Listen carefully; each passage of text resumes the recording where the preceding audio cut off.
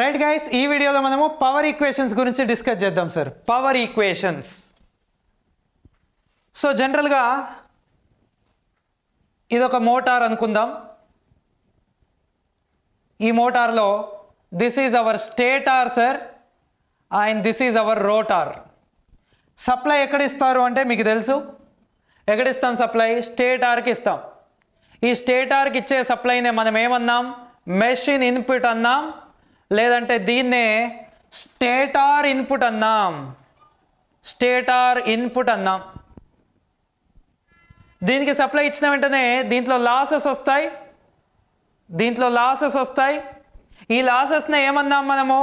Stator core losses అన్నాం, లేదంటే ఇంకొకటి స్టేటార్ కాపర్ లాసెస్ అన్నాం. ఈ స్టేటార్లో లాసెస్ పోగా వచ్చిందాన్నే ఏమన్నాం సార్? స్టేటార్ అవుట్పుట్ అన్నాం, లేదంటే రోటార్ ఇన్పుట్ అన్నాం. స్టేటార్ అవుట్పుట్ అన్నాం, లేదంటే రోటార్ ఇన్పుట్ అన్నాం, లేదంటే ఎయిర్ గ్యాప్ పవర్ అన్నాం. ఎయిర్ గ్యాప్ పవర్ అన్నాం. అప్పుడు దీంట్లోంచి మళ్ళీ కొన్ని లాసెస్ పోయినాయి. దాన్నే మనం రోటార్ కాపర్ లాసెస్ అన్నాం.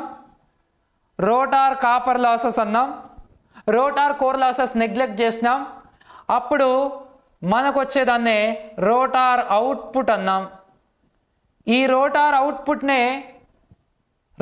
అవుట్పుట్నే మెకానికల్ పవర్ అన్నాం, సింక్రోనస్ వాట్స్ అన్నాం. మెకానికల్ పవర్ అన్నాం, సింక్రోనస్ వాట్స్ అన్నాం. ఇంకా ఏమన్నాం? నెట్ పవర్ అన్నాం.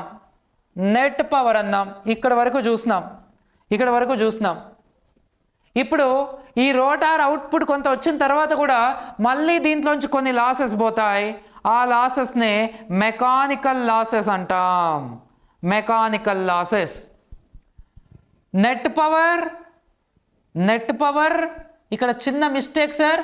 దీన్ని నెట్ పవర్ అనొద్దు. ఏమనాలి సార్? దీన్ని గ్రాస్ పవర్ అనాలి sir, not net power sir, sorry.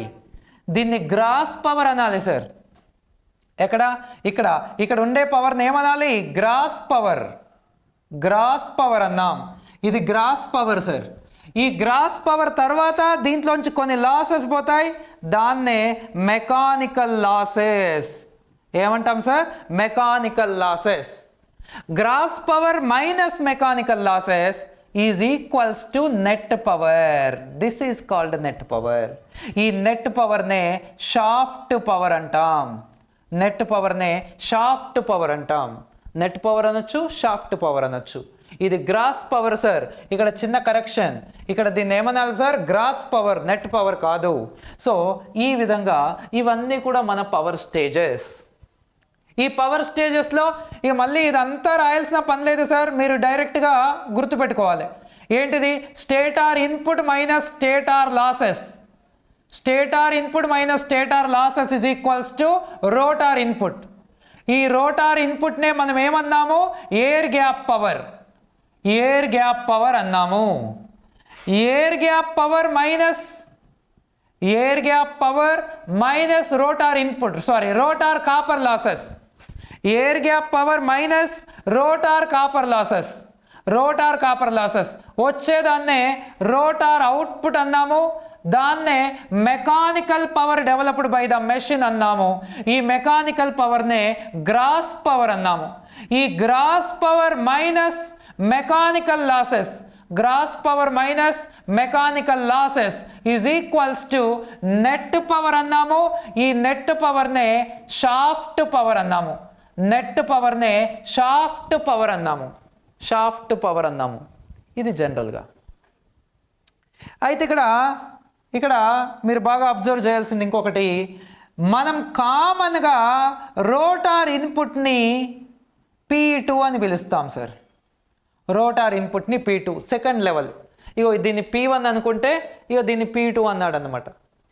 Rotor ఇన్పుట్ని P2 అంటే రోటార్ కాపర్ లాసెస్ని ఏమనాలి?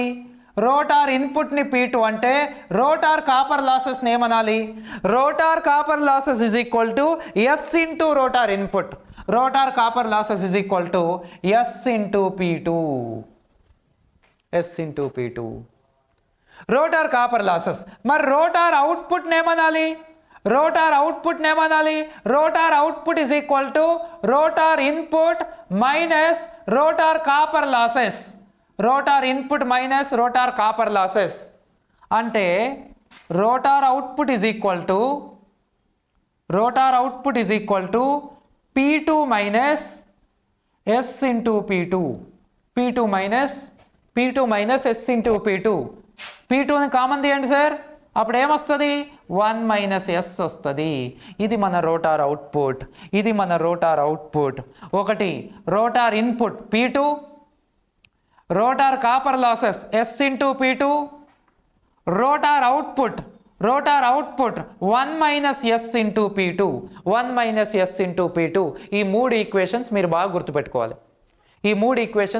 గుర్తుపెట్టుకోవాలి. వీటిలోంచి మనం క్వశ్చన్స్ అడగడానికి ఛాన్స్ ఉంటుంది. ఏంటివి సార్ మూడు ఈక్వేషన్స్? ఒకటి రోటార్ ఇన్పుట్ని ఏమంటాం సార్? P2. రెండవది ఏంటి సార్? Rotor copper losses. ఏంటి సార్ రెండవది? Rotor copper losses. ఏమన్నాం సార్? S ఇంటూ P2 అన్నాం. మూడవది రోటార్ అవుట్పుట్. ఈ రోటార్ అవుట్పుట్నే mechanical power developed by the machine అన్నాం. దీన్నే గ్రాస్ పవర్ అన్నాం. ఏమంటాం సార్ దీన్ని? 1 మైనస్ S ఇంటూ P2. ఇక దీనిపైన ఎన్ని క్వశ్చన్స్ అయినా అడగొచ్చు, మిమ్మల్ని ఎన్ని క్వశ్చన్స్ అయినా అడగొచ్చు. మీరు రెడీ ఉండాలి ఆన్సర్ చేయడానికి. ఎన్ని క్వశ్చన్స్ అడుగుతాడు సార్ అంటే చూడండి. First question, rotor input is to rotor copper losses is to rotor output ఎంత అంటాడు. రోటార్ ఇన్పుట్ ఏమో P2 is to rotor copper losses ఏమో S into P2 is to rotor output ఏమో 1 మైనస్ S ఇంటూ P2. అప్పుడు P2 cancel అయిపోతే 1 is to S is to 1 minus S, 1 is to S is to 1 minus S. ఇది first question. ఈ విధంగా question అడగొచ్చు మిమ్మల్ని. లేదు అట్లా కాకపోతే రెండు ఎలా? రోటార్ ఇన్పుట్కి రోటార్ కాపర్ లాసెస్కి మధ్యలో సంబంధం ఏంటి అని క్వశ్చన్ అడగొచ్చు.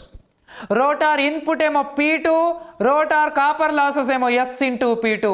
అప్పుడు ఆన్సర్ ఏమవుతుందంటే 1/S. లేదు దీన్నే రివర్స్ అడగొచ్చు. రోటార్ కాపర్ లాసెస్కి రోటార్ ఇన్పుట్కి మధ్యలో సంబంధం ఏంటి అని అడగొచ్చు.